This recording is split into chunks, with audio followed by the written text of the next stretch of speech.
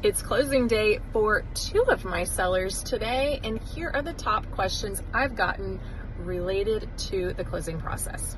All right, utilities. This is always a question I get. How long do they need to stay on for? Utilities need to stay on through the day of closing, all right? So not canceling the day you move out, but all the way through the day of closing. So since my sellers are closing today, their services can terminate tomorrow.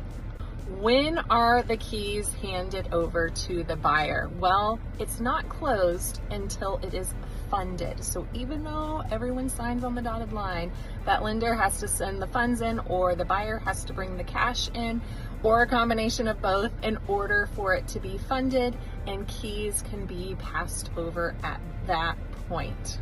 What about important codes or details regarding the house that it would be beneficial to the buyer? My recommendation is for the seller to send this electronically over, whether it be text or email, and we can forward to the agent that gets forward to them.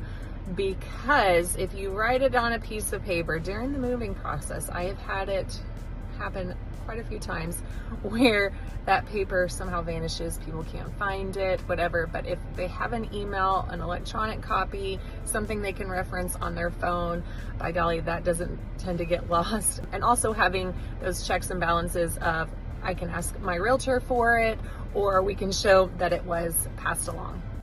And it's a payday for my sellers, which is always an exciting time. And so let's talk about how sellers get their funds. There's two different ways. A check can be cut from the title company and you can take it to the bank. The advantages of that is that you've got that in your hot little hand and can take it in and you can see it, right?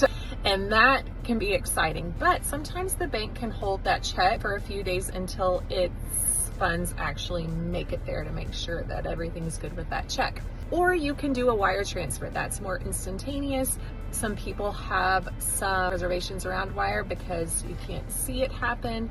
And then there's also the concern with wire fraud. I know my title company, you give your banking details at the time of closing. They will not change those details, and you have to sign off on it that that's how you want those funds to be sent to you.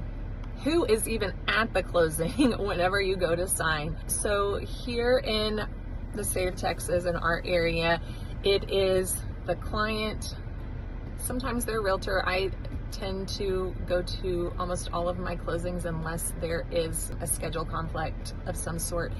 And then the title rep. So buyers and sellers do not close at the same time. So you're not going to see the other party unless it's like passing in the hallway and they have a time slot after yours. And anyways, it's usually a small gathering of people. And how long does the signing actually take? As a seller, typically I say to allot 30 minutes. My title guy can do it in about 20 or less. I have shown up on time, and sometimes my clients have gotten there early and they are completely signed off on by the time I arrive because it can be that quick. And so many people say, oh, I need a half day off from work or whatever, but really it doesn't take that long to sign. And some people sign on their lunch break or even before work to get it done for the day. So what did I miss? Was there any questions that you had as far as closing goes that maybe would be relevant to other people that are going to be signing soon?